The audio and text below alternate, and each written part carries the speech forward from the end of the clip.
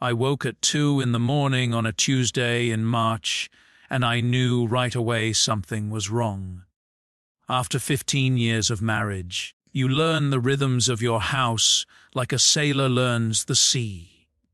The way the foundation settles in winter, the different hum of the refrigerator when it's working too hard, the specific creak of the staircase's third step, and you learn your wife. The sound of her breathing when she's dreaming. The small noise she makes turning over. The warmth of her body 3 inches to my left. That warmth was gone. I reached for my phone on the nightstand. The Life 360 app showed Rachel's icon right where it should be. A green dot pulsing gently over our address in suburban Chicago, home. Safe. Normal. Then I heard it. The soft crunch of tires on asphalt, but leaving. I moved to the window, staying in the curtain's shadow, the way I'd learned during a stakeout years ago. Back when I was a field agent, before I moved to forensic accounting. Old habits. Rachel's silver Lexus RX pulled away from the curb. No headlights, just the red glow of brake lights as she reached the corner. Then nothing. I checked the app again. Rachel's dot was still at home, still green, still lying to me. I walked to our bedroom. Her phone sat on her nightstand, plugged into the charger, screen dark. She'd left it behind on purpose. A simple trick, really. Leave your phone and the tracking apps think you're home. Most spouses would never think to check. Most spouses trust. The realization hit me like ice water. She's been doing this long enough to have a system. I sat on the edge of the bed and stared at the wall. I didn't panic. I didn't feel my heart race or my hands shake. I just sat there in the dark, breathing, thinking. My name is Daniel Turner. I'm 38 years old. I've spent the last 12 years as a forensic accountant for the Internal Revenue Service, which means I've made a career out of finding to hide. I've unraveled money laundering schemes that took years to construct. I've followed paper trails through 17 shell companies across lying countries. I've sat across from men who thought they were the smartest people in the room and watched their faces change when they realized they weren't. Patience isn't just a virtue in my line of work. It's the whole game. You don't catch the big fish by thrashing around in the water. You wait. You watch. You document. And when you finally make your move, you do it with overwhelming force, leaving no room for escape. So I sat in the dark and I waited. She came back at 4:07 a.m. I heard the garage door first. She must have disabled the chime on the opener because it didn't beep like it usually did. Then the soft pat of her feet on the kitchen tile. She'd taken her shoes off at the door. Smart. The hardwood in the hallway would have given her away otherwise. She avoided the third step on the staircase. She'd practiced this route probably dozens of times while I slept upstairs like an oblivious fool. The bedroom door opened slowly, inch by inch, with the care of someone who'd learned exactly how fast she could move without making it creak. I kept my breathing even, my eyes closed. Through my lashes, I watched her silhouette move to the nightstand. She unplugged her phone, checked it for messages, plugged it back in. Then she slid into bed beside me with the practiced ease of someone who'd done this 100 times. She exhaled, a long, slow breath of release. Safe, that breath said. He doesn't know. Did you have a good walk? I asked. She froze. I felt it, the sudden tension in the mattress. The held breath 1 second. 3, 4. Then she recovered, and I had to admit it was impressive. God, Daniel. Her hand went to her chest. You scared me. I didn't know you were awake. couldn't sleep neither. She shifted closer to me, and I could smell it now. A different soap than the bathroom, something woodsy and masculine. I just went for a drive. Needed some air, you know. Do you ever feel like the walls are closing in? I let the silence stretch. 1 breath. 2. No, I said. I don't feel that way. Well, she laughed, but it was brittle. Lucky you. I've just been so stressed lately.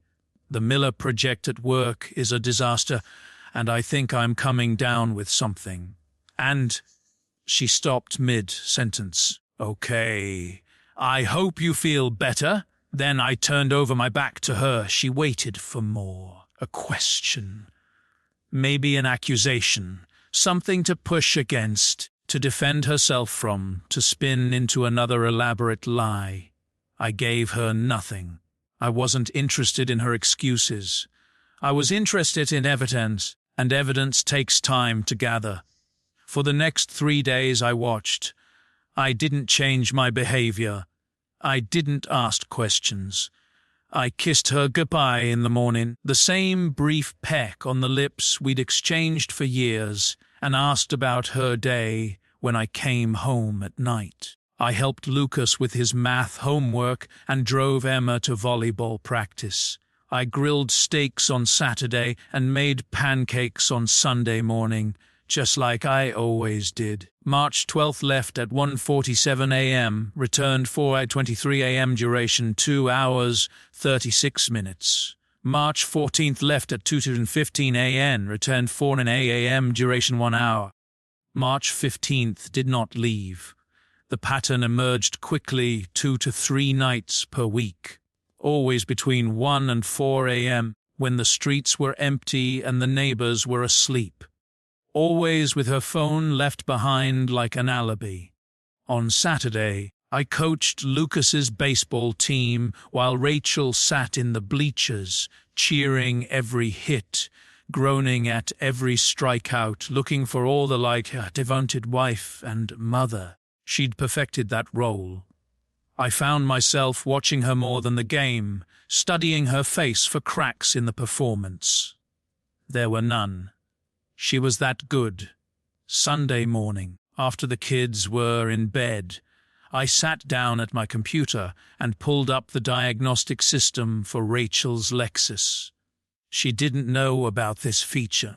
Lots of people don't. Modern cars are rolling data centers, tracking everything from fuel efficiency to the precise GPS coordinates of every trip. The car companies say it's for service and safety. What it really means is that every journey you take leaves a permanent digital footprint. Same address every single time. 8047 Whitmore Lane, Oak Park. 23 minutes from our house. I ran the property records through the county assessor's database. The townhouse was owned by something called Whitmore Holdings LLC, a trust structure. I couldn't immediately identify the beneficial owner, but that didn't concern me. Trust structures are what I do for a living. I've cracked open hundreds of them over the years, following the paper trail until I found the real person behind the corporate veil. It would just take time. That night, I lay in bed next to my wife and listened to her breathe. She slept peacefully, deeply, the sleep of someone without a care in the world. I didn't sleep at all. March 18th, a Tuesday, I took a personal day. Training session downtown, I told Rachel over breakfast. New tax code implementations. Should be back by 6. She barely looked up from her coffee. Sounds boring? Incredibly. Don't forget Lucas has practice at 4. I can pick him up if you're running late. Thanks. I'll let you know. A perfectly normal conversation between a perfectly normal married couple. Nothing to see here. I drove to Oak Park and parked on Whitmore Lane at 6:30 a.m., 3 houses down from number 847. in a spot where I could see the front door in eyesight era. I'd brought a thermos of coffee and a book I had no intention of reading. The neighborhood was quiet. Upper-middle-class townhouses, well-maintained landscaping, the kind of place where professionals lived and raised families, respectable, safe. The kind of neighborhood where you wouldn't expect to find a man who was sleeping with his best friend's wife. At 7:15 a.m., the front door of Aint Fontisen opened. A man stepped out, tall, maybe 6'2", athletic build that had softened slightly in the decade since I'd known him well. Grey wool coat over a blue sweater. He was carrying a laptop bag and looking at his phone, smiling at something on the screen. Probably a message from my wife. I knew that smile. I'd seen it at my wedding reception 16 years ago, when the best man raised his glass and told everyone how lucky I was to have found Aishel. How he'd never seen me happier. How he was certain we'd last forever. Kevin Walsh, my college roommate, best man at my wedding, godfather to my daughter, Emma. He got into a BMW parked at the curb, newer model, probably leased. Kevin always did live beyond his means, and drove away still smiling. I sat there for a long time. The coffee went cold. The book stayed closed. Kevin had moved to California 6 years ago, or so I'd thought. We drifted apart after the move, the way old friends do. Occasional texts, a phone call on birthdays, promises to visit that never materialized. I'd assumed it was just geography and busy lives, but he'd come back. I confirmed this later through property records and employment databases and the kind of deep dive research that my shop had taught me to do. Kevin Walsh had returned to Chicago 14 months ago, and he'd never told me, never reached out. Neither had Rachel. The betrayal wasn't singular, it was layered. It was my wife and my best friend together, deliberately deceiving me for over a year. Two people I trusted with my life, my children, my heart, and they'd been laughing at me the whole time. I drove to a forest preserve on the outskirts of the city, parked in an empty lot, walked to a bench overlooking a frozen pond. I sat there for 2 hours while the wind cut through my jacket. I didn't cry. I didn't scream. I didn't punch the bench or kick the snow or do any of the things you're supposed to do when your world collapses. I just let it wash over me. The anger, the hurt, the profound sense of stupidity. How had I not seen it? What kind of investigator misses something this obvious in his own home? What kind of husband fails to notice his wife slipping away? But then the accountant in me took over. The part of me that looks at a less and since a plessel. The part that knows emotion is the enemy of precision. The part that my mentor at the IRS spent years training. Never let the target know you're looking. The second they know, they start destroying evidence. I'd been betrayed. That was a fact. As solid and immovable as the frozen pond in front of me. What I did about it, that was a choice. And I chose to be smart. March 19th, a Wednesday, I consulted with a divorce attorney named Claire Mitchell, whose office was in a building as from my home, in a suburb where no one would recognize me. I paid in cash. I gave a fake name to the receptionist. I wasn't taking any chances. Claire was a small woman with short grey hair, sharp eyes behind wire-rimmed glasses, and no patience for euphemism. Her office was cluttered with case files and legal texts, the workspace of someone who was very good at her job and too busy to care about appearances. "So," she said after I'd given her the basics, "how bad is it?" 14 months, at least. My best friend from college, in our home while I'm at work. She didn't flinch. Children. Daughters 14, sons 11. Assets. I handed her a folder I'd prepared the night before. House valued at 1.2 million. Mortgage paid off 3 years ago with my inheritance from my mother.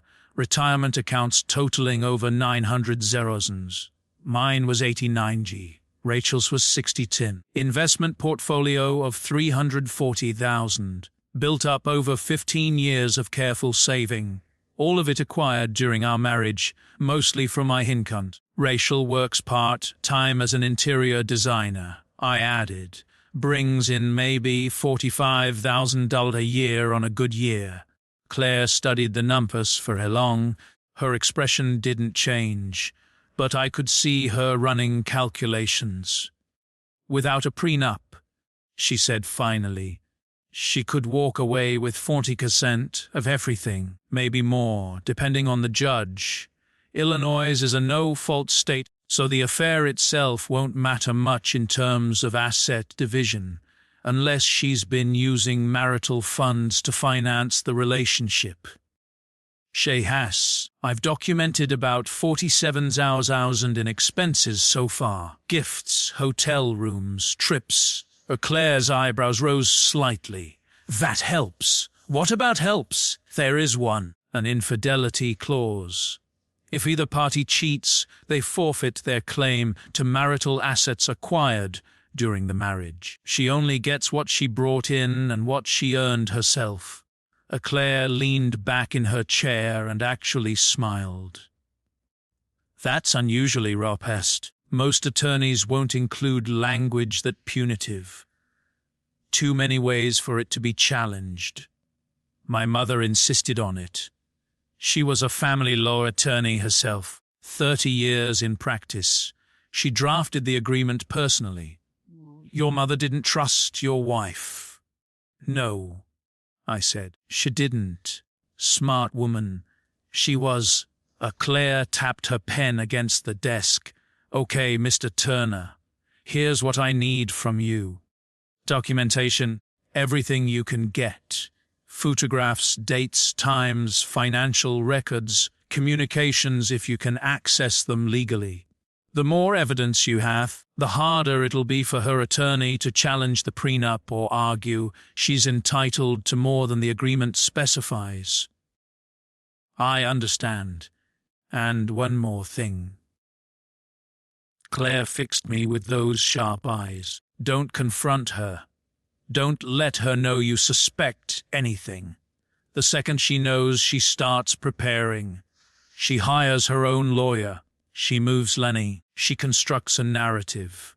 Right now, you have the advantage of surprise. Don't waste it. I nodded. It was exactly what I'd already decided. I'll be in touch, I said. What I had was the beginning of a paper trail, and paper trails were my specialty. Over the next 2 weeks, I assembled my case the way I'd assembled hundreds of cases before, methodically, thoroughly, without emotion. The car's GPS gave me dates and times. I cross-referenced these with our credit card statements and found a pattern. Every time Rachel visited Whitmore Lane, there was a corresponding charge within 24 hours. Wine from a boutique shop in Oak Park. She'd never bought wine from that neighborhood before the affair started. Takeout from an upscale Italian place 3 blocks from Kevin's townhouse. Items from a lingerie store I'd never seen her wear. Then I found the picker purchases. A Breitling watch, 4,200, charged in August, 8 months into the affair. I'd never seen this watch. A weekend at the Langham Hotel town, an 800, charged in October. Rachel had told me she was visiting her college roommate in Milwaukee that weekend. Concert tickets, 2 seats, floor level for a show in Offend, and since Hunchen. I'd been at a conference in Detroit that week. Golf trip to Wisconsin in January 2400. Kevin had posted pictures on his Instagram. I found them later, of himself on a pristine fairway, looking tanned and happy. My wife's money had paid for that tan. The total over 14 months are $47,340. All of it charged to our joint credit card, which I paid off each month without examining the individual transactions because I trusted my wife.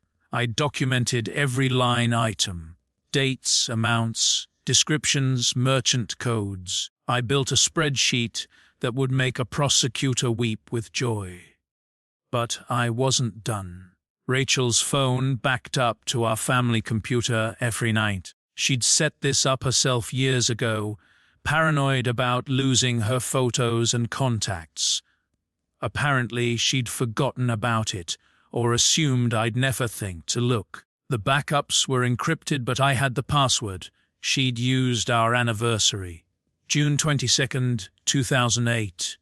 The day she'd promised to love and cherish me forever. The texts between her and Kevin were extensive. Hundreds of messages over 14 months. Some were romantic. I can't stop thinking about last night. You make me feel alive again. I love you more than I've ever loved anyone. Reading those felt like swallowing broken glass. But worse were the strategic messages, the planning. 3 months into the affair, Kevin had written, "When are you going to tell him?" Rachel's response, "Not yet." The prenup is a quatlan. I need to find a way around it first. Kevin, what's the timeline? Rachel, my attorney, thinks I can argue. It was signed under duress. His mother pressured me into it. Give me 6 months to build the case. Kevin, 6 months is a long time. Rachel, I know. But I want to do this right. If I can get the prenup invalidated, I walk away with half of everything. That's almost $1 million, Kevin. And then we can really stand our life together. Kevin, exactly. Just be patient. It'll be worth it. I sat in my home office at 2 a.m. reading my wife plan my financial destruction, and I felt something cold settle into my bones. This wasn't passion. This wasn't a woman swept away by forbidden love, making mistakes in the heat of the moment. This was calculation, premeditation, theft. Rachel had been pushing me for years to dissolve the prenup. She'd called it demeaning, a relic of your mother's paranoia, and a sign you don't trust me. I'd always refused, not because I thought she'd cheat, but because the document represented a promise we'd made to each other, a commitment to honesty and good faith. What a fool I'd been. I hired a private investigator named Marcus Webb, a former Chicago PD detective who now specialized in domestic cases. He was expensive, $200 an hour plus expenses, and worth every penny. We met at a diner on the north side, a place where nobody would look twice at 2 men having coffee. Marcus was in his 50s, heavyset, with the kind of face that had seen everything and been surprised by nothing. "What do you need?" he asked, staring sugar into his cup. "Photographs, video if possible, time-stamped documentation of their relationship. You want explicit material." The thought made my stomach turn. No, absolutely not. Just evidence of the relationship itself. Them together in public, entering his residence, leaving in the morning. Enough to prove the affair in court without any ambiguity. Marcus nodded, making notes. "How long do you want surveillance?" "As long as it takes to be comprehensive. I want enough evidence that no attorney can argue coincidence or misinterpretation." "That could run into money." "I'm aware." Marcus steadied me for a moment. "Most husbands in your situation, they want blood. They want to confront the guy, make a scene, get it over with. They're not thinking about court cases and evidence thresholds." "I'm not most husbands." "No," he said. "I can see that. I'll have preliminary material for you in 2 weeks. Late March, a Sunday afternoon, I met Rachel's younger sister, Megan, for lunch at a cafe downtown. It was my suggestion.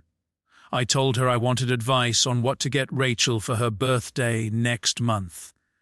Megan had always been the better giver of the two sisters, but that wasn't why I was there. I'd noticed something at Easter dinner the week before. Someone had mentioned Kevin Walsh in passing. Just his saying, a comment about how it was a shame he'd moved so far away, how we should all get together if he ever visited Chicago again. Megan's face had changed just for a moment, a flicker of something, guilt maybe, or fear, the same look I'd seen on witnesses who knew more than they were saying. So I pressed gently. "Listen," I said after we'd ordered and made small talk about her kids and Brian's job. "I've been worried about Rachel lately. She seems distant, distracted, like she's somewhere else, even when she's in the room. Have you noticed anything?" Megan's eyes went to the table. Her fingers tightened around her coffee cup. "She seems fine to me," she said. "Busy with work. You know how she gets." "Yeah," I let the silence stretch. "It's just I feel like we're not connecting the way we used to. I don't know if it's the kids getting older, or work stress, or what, but something's off." Megan was staring at her napkin like it held the secrets of the universe. "Daniel, She stopped, took a breath. "I'm sure it's nothing. Every marriage goes through phases, right? Maybe you two should take a vacation, get away for a weekend. Maybe you're right. I should go." She signaled for the check so abruptly that the waiter looked startled. "The kids have soccer. Brian's supposed to take them, but you know how he is with schedules." She practically fled the cafe, leaving a half-finished salad and a cloud of guilt behind her. That night, 11:47 p.m., my phone buzzed with a text from Megan. "Can we talk in person? Don't tell Rachel. We met 2 days later at a park near her house. The benches were damp from morning rain, but neither of us cared."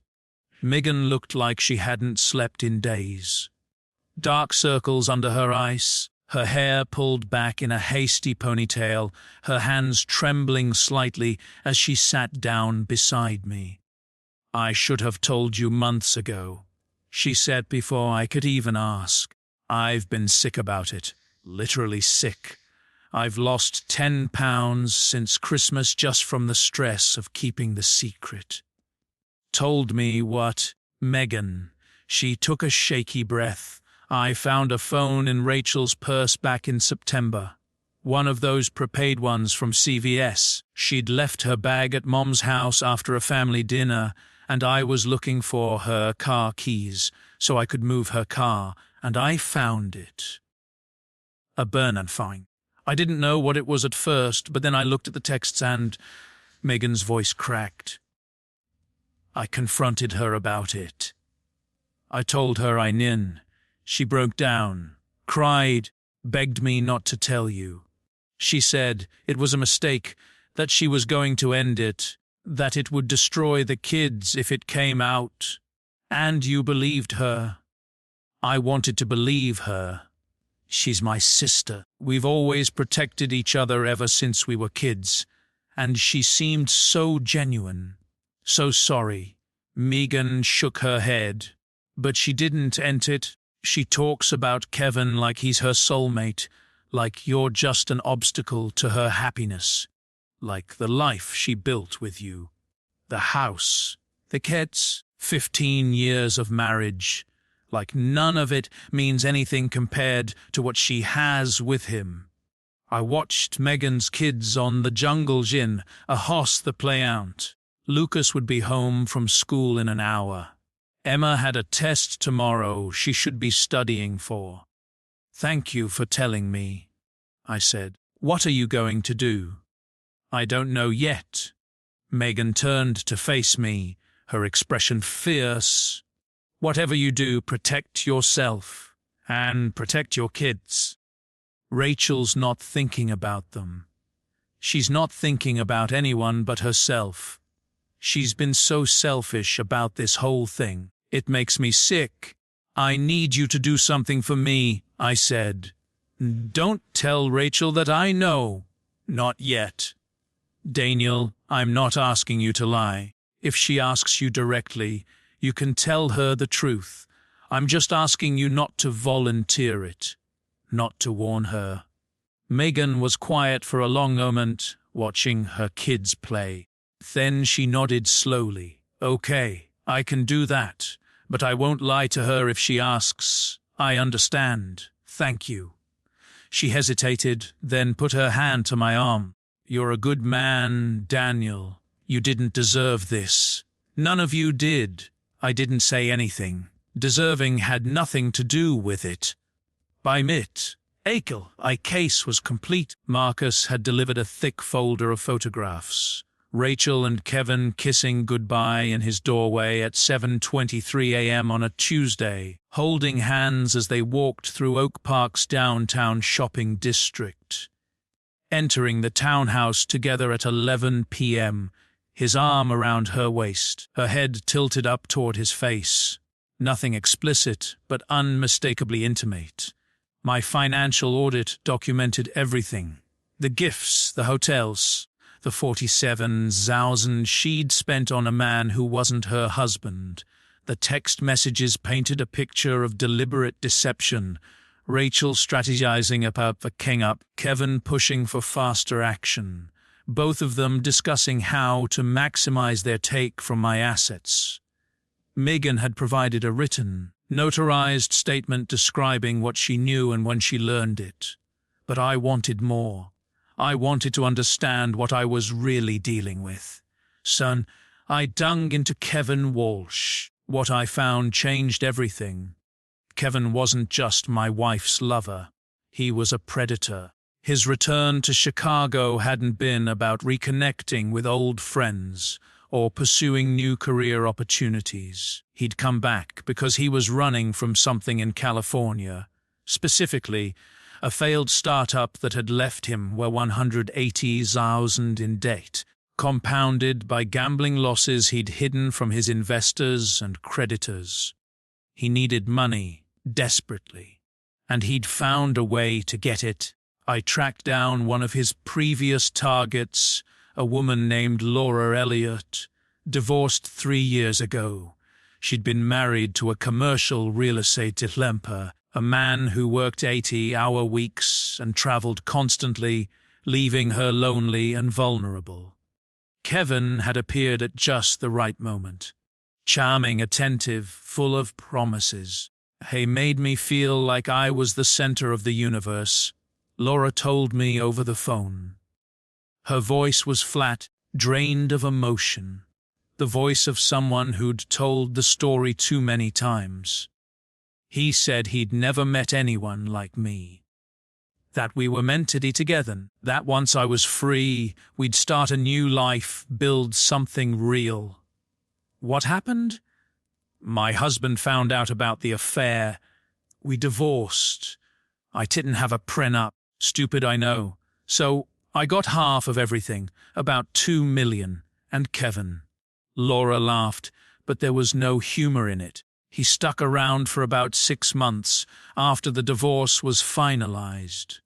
Long enough for me to buy him a car, pay off some of his debts, cover the rent on a nice apartment. Then he got distant, started picking fights over nothing. Eventually, he just disappeared.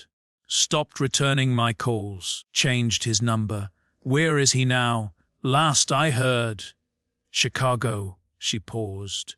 Wait, is this about another woman? Is he doing this to someone else? My wife. Oh, God! Her voice softened. I'm so sorry. I should have warned someone. I was too ashamed. I'd been such a fool. Thrown away my marriage for a con artist. I didn't want anyone to know. It's not your fault. No, she agreed. But it's not yours either. Remember that. I started following Kevin, not obsessively. I still had a job, a family, a life to maintain, but occasionally, a few hours here and there on days when I could justify taking time off, watching. On April 15th, I watched him meet a woman at an upscale restaurant in River North. Young, early 30s, blonde, expensive clothes, expensive jewelry, the look of someone who'd never had to worry about money. They sat close together in a corner booth, and his hand was on her thigh before the appetizers arrived. Not Rachel. I did my research. The woman was Stephanie Briggs, 31, recently separated from a hedge fund manager. She was worth millions in her own right, family money plus whatever she was getting from the divorce settlement. Kevin wasn't just running one scene. He was running two in parallel. Rachel was his primary target, but Stephanie was his backup plan. Or maybe they were both backup plans, hedging his bets in case one fell through. My wife didn't know she was being played. She thought Kevin was her escape, her second chance, her soulmate. She had no idea she was just one of several marks in a con man's portfolio. Part of me, a small, petty part, wanted to tell her, to watch her face when she realized the man she'd destroyed her marriage for didn't actually love her. But that would have been satisfying in the moment and strategically foolish. I needed her to keep trusting Kevin. I needed her to keep making mistakes. I needed her overconfident and careless when the trap finally closed. So I waited. April 18th. I have to go to Washington for a week. I told Aishel over dinner. The kids were upstairs doing homework, and we had the dining room to ourselves. Consulting project with Treasury. They want me to review some new compliance frameworks. Rachel's face cycled through emotion, surprise, then concern, then something she tried very hard to hide. Excitement. That's great, she said, her voice carefully neutral. When do you leave? Sunday morning. I'll be back Saturday night. Whole week. The kids will miss you. Actually, I talked to Thomas. He's been begging for quality time with Emma and Lucas. And he just got that Golden Trafen puppy. The kids are over the moon about spending the week there. Now Rachel couldn't hide her delight. A week alone. No husband, no children. Just her and Kevin, with the whole house to themselves. That's a lot of logistics, she said. I've got it handled. Thomas will pick them up Sunday afternoon. You won't have to worry about a thing. Well, she smiled at me, and I marveled at how genuine it looked. I hope the trip goes well. Thanks. I'm sure it will be very productive. I didn't go to Washington. I checked into a Hampton Inn 20 minutes from our house, paid in cash under a fake name, and settled in to wait. What happened next? I pieced together from multiple sources the security cameras I'd installed in the house, without H's knowledge, Marcus's continued surveillance, and the audio recordings from devices I'd placed in the kitchen and living room. On Sunday night, 3 hours after Thomas drove away with the kids, Kevin Walsh let himself into my house with a key my wife had given him. They spent the week living there as a couple. I watched them cook dinner together in my kitchen, laughing and drinking wine from my cellar. I watched them curl up on my couch, watching movies I'd bought, covered with blankets I'd slept under. I watched them go up to my bedroom each night and close the door. That part I didn't watch. Some things hinting to see, but I watched Kevin go through my home office. He was methodical, focused, opening drawers, photographing documents, flipping through files I'd left in plain sight, bank statements, investment summaries. a draft of my tax return that I deliberately left incomplete with numbers that made me look wealthier than I actually was. He was doing Ascench, building a target profile, calculating how much I was worth and how much Rachel could extract in a divorce. On Wednesday night, they had a conversation in the living room I'll never forget. "We need to accelerate the timeline," Kevin said. They were sitting on my couch drinking my whiskey. Rachel was tucked under his arm like she belonged there. "I can't keep doing this back and forth. Either you're in or you're out." "I'm in," Rachel said. "You know I'm in. I just need to do this the right way. The prenup, forget the prenup. Claim emotional abuse. Say he controlled you, isolated you, made you afraid to leave. Courts eat that stuff up. Has never hit me. You don't have to be hit to be abused." Kevin's voice was patient, the tone of someone explaining something obvious to a slow student. Financial control, emotional manipulation. He made all the major decisions, right? Controlled the money, made you feel hesitated. I mean, not really. Daniel's always been pretty fair about. Rachel. Kevin cupped her face in his hands. "Work with me here. The story doesn't have to be true. It just has to be believable. You were under his mother's thumb for years. That woman was horrible to you. You can say Daniel never stood up for you, that you were scared to contradict him because of how his mother treated you. I watched my wife consider this, watched her think about accusing me who had never raised a hand or voice to her, who had supported her career and her choices and her dreams for 15 years of abuse. For money. Okay, she said finally, if it comes to that, but what about the kids? Kevin's face changed. Just for a moment, the mask slid, and I saw what was underneath: impatience, annoyance, contempt. The kids are your problem, he said. I didn't sign up to be a stepdad. You can have them on weekends or whatever. I'm not changing my life for teenagers. Rachel flinched. For the first time, she looked uncertain. Kevin, I can't just abandon my children. Who said anything about abandoning? They'll live with their dad. You'll see them on a schedule. It's not like they'll disappear, but our life together, our real life, that's going to require flexibility, travel, freedom. You can't do that with 2 kids in tow, my children. Baggage to be managed, obstacles to be scheduled around. Rachel was quiet for a long moment. I could see her wrestling with it, her love for Emma and Lucas on one side, her infatuation with Kevin on the other. Okay, she said finally. We'll figure it out. She didn't leave him. She didn't defend her children. She just nodded, and when Kevin kissed her, she kissed him back. I sat in my hotel room and watched this happen on my laptop screen. And I felt something die inside me, not love, that had been dying for weeks, strangled by betrayal and lies. Something else, hope maybe, the last remnant of doubt.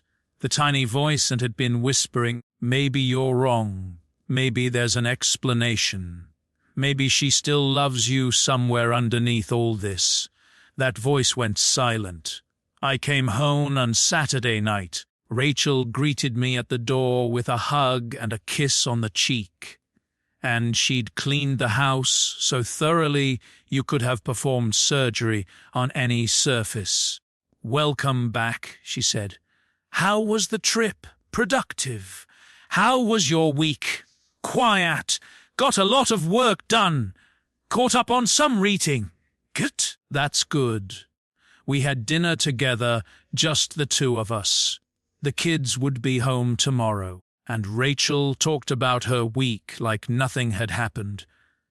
the client who was driving her crazy, the book she was reading, the new restaurant that had opened in town. I nodded and smiled and ate my food and said all the right things. That night in bed, she reached for me, her hand on my chest sliding lower. "I missed you," she murmured. "Not tonight." I caught her hand. "I'm exhausted. Long week." She didn't push, of course. "Get some sleep." I lay there in the dark, in the bed where she'd spent the week with Kevin Walsh, and I counted the days until I could end this. May 3rd, a Saturday. I took Emma and Lucas camping, just the three of us, at a state park 3 hours north. We'd been doing this trip every year since Lucas was old enough to hold a fishing pole, and both kids had been looking forward to it for weeks. On the first night, after Lucas was asleep in his tent, Emma and I sat by the fire watching the embers. "Dade," she said. "Yeah, sweetheart. Is everything okay with you and Mom?" I looked at my daughter. 14 years old, smart as a whet, perceptive in ways that sometimes unnerved me. She'd noticed something. Of course she had. "Why, do you ask?" Emma shrugged, poking at the fire with a stick. "I don't know. You guys used to laugh together. Now you just coexist, like roommates who are being polite." I didn't know what to say. I couldn't tell her the truth. She was too young for that burden, but I couldn't lie to her either. "Marriage is complicated," I said finally. "People change. Relationships go through phases. Your mom and I are working through some stuff right now. Are you going to get divorced?" The question hit me like a punch to the chest, but I kept my face calm. "I don't know what's going to happen, Em, but I need you to know something. No matter what, I love you. That will never change. You can always Kentoning." "Always." She was quiet for a long moment, staring into the flames. "I love you too, Dad." The next morning I had a similar conversation with Lucas, lighter, simpler, appropriate for an 11-year-old who still believed the world was fundamentally good. "You're my buddy," I told him. "That's forever. Promise me you'll come to me if you ever need anything. Anything at all." "I promise," he said solemnly. "Then, can we have s'mores for breakfast?" I laughed. "Sure, bud. S'mores for breakfast." I was preparing them for what was coming. I didn't know exactly what it would look like, but I knew certain. All I could do was make sure they knew I'd be there to catch them when it did. May 17th, a Saturday evening. I'd been planning this night for weeks, and every detail had fallen into place with the precision of a Swiss watch. "I want to have a dinner party," I told Rachel 2 weeks earlier. "I've been so focused on work lately, and I feel like we've lost touch with people. Let's reconnect." She'd agreed enthusiastically. A dinner party would reinforce the image of our happy marriage, give her cover while she continued planning her exit. The guest list was carefully curated. Rachel's parents, Barbara and Richard Price, my brother Thomas and his wife Catherine, Megan and her husband Brian, our old friends, the Hartleys, who'd known us since before we were married. Rachel spent the day preparing, cooking her signature dishes, setting the table with the good china, arranging flowers in the centerpiece. She looked beautiful, radiant, the perfect hostess. I spent the day making different preparations. Stephanie Briggs had been surprisingly easy to recruit. After I'd sent her an anonymous package with photographs, texts, and financial records showing Kevin's relationship with Rachel, she'd called me within hours. "Who is this?" she demanded. "Someone who's been hurt by the same man who's hurting you." I'm going to destroy him. I'm going to help you, but I need something first. What? Show up at this address at exactly 7:45 tonight. Bring the evidence I sent you, and be ready to make a scene. The dinner party started at 6:00 p.m. Wine and appetizers, small talk and laughter. Everyone was there. Everyone was happy. Everyone was oblivious to what was coming. At 7:43, I excused myself to get more wine from the kitchen. At 7:45, the doorbell rang. Rachel looked up from her conversation with Mrs. Hartley. Are we expecting anyone else? I'll get it, I said. I opened the door to Stephanie Priggs. She was dressed for war. Designer dress, perfect makeup, jewelry that probably cost more than my car, and her eyes were cold, determined, furious. Thank you for coming, I said quietly. Let's get this over with. I led her into the dining room. For a moment, no one understood what was happening. They saw a beautiful stranger standing in the doorway, clutching a folder to her chest, looking at Rachel like she wanted to set her on fire. Then Stephanie spoke. Which one of you is Rachel Turner? Rachel's face went pale. Some instinct, some animal recognition of danger made her stand up from her chair. I'm Rachel. Who are you? Stephanie walked toward her slowly, deliberately, her heels clicking on the hardwood floor. My name is Stephanie Briss. For the past 3 months, I've been seeing a man named Kevin Walsh. He told me he loved me. He told me I was the only one. He told me we had a future together. She threw the folder on the dining table. Photographs scattered across the white linen like playing cards. And then I found out he's been sleeping with you for over a year. The room went dead silent. Barbara Price reached for one of the photographs. Her face cycled through confusion, then recognition, then horror. Rachel? What is this? What is she talking about? Rachel's mouth opened and closed.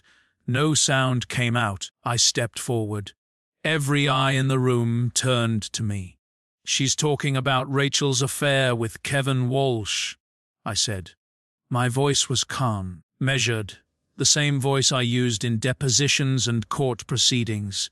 My former best friend, the godfather of my daughter. It's been going on for 14 months. Chaos erupted. Everyone was talking at once. Barbara was crying. Richard Price was on his feet, his face purple with rage, demanding explanations.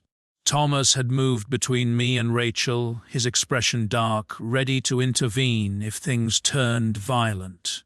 Catherine was trying to calm Barbara. The Hartleys looked like they wanted to disappear into the wallpaper. That's a lie, Rachel said. Her voice was high, desperate. Daniel, why are you doing this? I don't know what this woman told you, but she's clearly disturbed and... I have photographs. I pulled out my tablet, passed it to Megan. Time-stamped, dated. I have the text messages from your burner phone. The one you kept in your purse, the one you thought was deleted. I have credit card records showing $47,000 you spent on him with our joint account. Megan looked at the screen, then handed it to Hart a word. I know about the planning sessions, I continued. I know you were going to claim I abused you to invalidate the prenup. I have recordings of you and Kevin discussing this in our living room while I was supposedly in Washington. Rachel's composure shattered. The mask she'd worn for so long cracked and fell away, and underneath was nothing but fear. Daniel, please, she said. Let's talk about this privately. Let's not. Let's not do this in front of everyone. You did this in front of everyone, I said. You brought Kevin Walsh into our home. You planned to destroy me while I slept upstairs. You were willing to accuse me of crimes I never committed, to turn our children again, to take everything I'd worked for my entire life and give it to a con man who's been playing you from day one." Stephanie stepped forward. "He's right. Kevin did the same thing to a woman in California 3 years ago, Laura Elliott. He bled her dry and disappeared. The man is a confession queden, and you were just his latest victim." Rachel shook her head. No, you're lying. Kevin loves me. He loves your money," I said. "His $180,000 in debt from a failed startup and gambling losses. You were his exit strategy. You and Stephanie both. He's been running you in parallel in case one of you didn't pan out." Rachel turned to Stephanie, her face desperate. "That's not true. We had something real. He told me. The same things he told me," Stephanie said, her voice flat, word for word. "I have the text to prove it. The fight went out of Rachel. I watched it happen. The moment she realized she'd thrown away everything for a man who'd been using her from the start. Barbara Price rose from her chair and walked toward her daughter. I expected comfort, understanding, maternal protection. Instead, she slapped Rachel across the face. "How could you?" Barbara's voice was raw, broken. "We raised you better than this. Daniel is the best thing that ever happened to you. And you insane away, threw it all away. For what? For a man who was just going to steal from you and leave. Mum, I don't want to hear it." Barbara turned to Hay, tears streaming down her face. "I don't even know who you are." Richard Price hadn't said a word. He just stood there looking at his daughter like she was a stranger, then walked out of the room without a backward glance. Thomas helped Rachel pack a bag. She was hysterical by then, crying, begging, trying to explain, but no one was listening. The house had emptied out except for family, and the family wanted nothing to do with her. "Please," she said to me as Thomas led her toward the door. "Think about the children. Think about everything we built. 15 years, Daniel. Doesn't that mean anything?" "It meant everything to me." I said, "It should have meant something to you." They were the last words I ever spoke to her as my wife. What happened to Kevin Walsh, you ask? While the dinner party was unfolding, certain documents were being delivered. To Kevin's employer, screenshots of him planning to commit fraud, photographing my financial documents, discussing how to help Rachel file false abuse claims. Fired Monday morning. To Kevin's landlord, evidence of his debts, his previous scenes, his likelihood of defaulting on rent, evicted by month's end. To the IRS, an anonymous tip about unreported income from his California days. The cars, the gifts, the suspiciously timed deposits that Laura Elliott's money had funded. Investigation ongoing. Kevin Walsh's life didn't just collapse it. Last I heard, he'd fled Illinois entirely, running from creditors and federal agents, and at least 2 women who wanted to see him burn. I hope he's miserable. I hope he stays that way forever. The week after the dinner party was the hardest. The kids came back from Thomas's house on Sunday evening, and I had to explain why their mother wasn't home.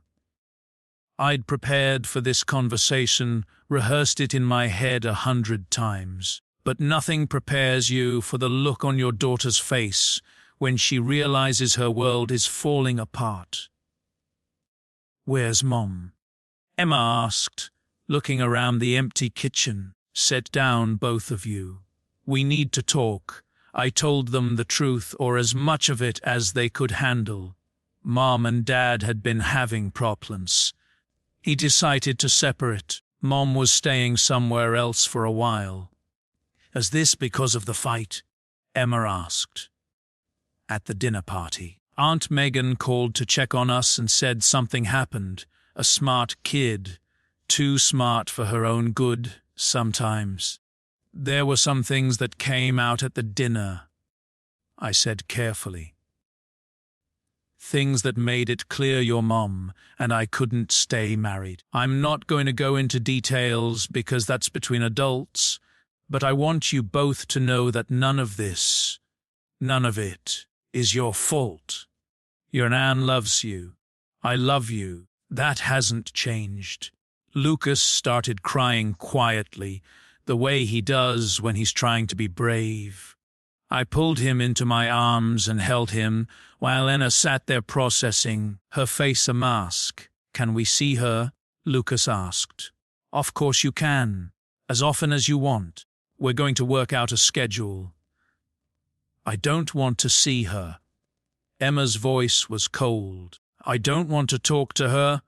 Emma, I heard what that woman said, Dad, at the dinner. I was on the stairs. I heard everything. I hat sank. I tried so hard to shield them from the ugliest parts. Then you know it's complicated, I said.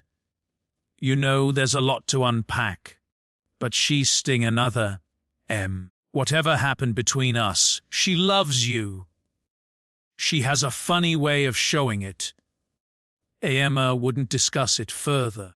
She went to her room and didn't come out for the rest of the night. I could hear her crying through the door. But when I knocked, she tonti, shintiti alone. It took months for things to stabilize. Family therapy helped. A woman named Dr. Patterson, who specialized in divorces with children. She met with Emma and Lucas separately, then together, then with me. She was patient and kind and didn't judge anyone, even when Emma's anger toward Rachel spilled out in session. It's okay to be angry, Dr. Patterson told her. Your feelings are valid, but anger that doesn't go anywhere eventually turns into poison. We need to find healthy ways to process what you're going through. Emma nodded, but I could see she wasn't ready to let go of the anger yet. Achy, that was okay. Maybe she needed it for a while. Lucas bounced back faster, the way kids sometimes do. He asked questions about the divorce, practical questions about where he'd live and whether he'd have to change schools and what would happen at Chris, and seemed satisfied with the answers. He missed his mother, but he adapted. They both did, eventually. Kids are resilient. More resilient than adults, sometimes. The divorce took 3 months. Rachel's attorney tried everything. Challenging the prenup, contesting the evidence, claiming the recordings were illegally obtained. Nothing stuck. In the end, she accepted the settlement because she had no choice. She got what she brought into the marriage, her personal belongings, her minimal retirement account, half of her own earnings. She got none of the house, none of my retirement, none of the investments. She got standard visitation with the Chiltern, but Emma and Lucas both requested to live with me, and the court granted primary custody without a fight. Rachel moved into a small apartment. Works full-time now. Her relationship with her family is damaged, but slowly healing. I don't feel sorry for her. Maybe that makes me cold. Maybe I should have tried to save the marriage, or given her a chance to explain, or prioritized forgiveness over revenge. But I'm not built that way. She made her choices. I made mine. And when the dust settled, I was still standing. A year later, Saturday afternoon, I'm in my new backyard grilling burgers. The old house is sold. Too many memories. And this place feels like a fresh start. Lucas is showing Emma something on his phone. They're laughing and arguing, the way siblings do. Grace is setting the table. We've been together 6 months now. It might be serious. It might become something real. The doorbell rings. Thomas, with a 6-pack and his initial. Terror timing. I know, he says. I'm late. Traffic was murder. You're impossible, and yet you keep inviting me. He heads for the backyard, already calling out to the kids, and I watch him go. A year ago, I woke up at 2:47 a.m. and discovered my wife was a liar. I could have confronted her, could have screamed and thrown things and demanded answers, could have made it easy. Instead, I did what I do best. I gathered evidence, built a case, executed a plan. The burgers are done. Grace is laughing at something Thomas said. Emma and Lucas are fighting over the last soda. Life goes on. I found out later what happened to Rachel. Not because I went looking. I didn't. But because Megan kept me informed. She felt guilty about waiting so long to tell me the truth, and updates on her sister seemed like a way to make amends. Rachel tried to contact Kevin 3 times after the dinner party. He never responded. She drove to his townhouse a week later and found it empty. He'd already left, running from the consequences of his choices. She spent a month at her parents' house, but that arrangement fell apart quickly. Barbara couldn't look at her without crying, and Richard barely spoke to her at all. The daughter they'd raised, the life they'd been so proud of, all of it was gone, replaced by a stranger who'd thrown everything away for a con man. She got the apartment in June, started working full-time in August. By October, she was seeing a therapist, not for the marriage, but for herself, trying to understand how she'd ended up here, how the woman she thought she was had become someone capable of such betrayal. I don't know if she found answers. I don't know if there are any. What I do know is that I don't hate her anymore. The anger burned itself out somewhere along the way, replaced by something emptier. Indifference, maybe. Or just exhaustion. She was a part of my life for 15 years. The mother of my children. The woman I held on our wedding day and promised to love forever. And now she's just someone I used to know. A stranger at custody exchanges and school events. A name on documents. Maybe that's the saddest part. Not the betrayal, not the scheming, not even Kevin Walsh and his predator's smile. The saddest part is how small it all became in the end. But I don't dwell on it. Can't afford to. I have a job to do, kids to raise, a life to build. The past is the past. And the future is waiting in my backyard grilling burkas, wondering why I'm taking so long to bring out the mustard. I grab the mustard and head outside. About time, Thomas says. I was starting to think you got lost in your own kitchen. It's a big kitchen. New house confusion. Totally understandable. You're an idiot who brought beer. You're welcome. Grace catches my eye and smiles. Lucas is telling Emma about some video game drama, and Emma is pretending to be annoyed, but secretly enjoying the attention. This is my life now, different than the one I planned, smaller in some ways, bigger in others. But it's mine.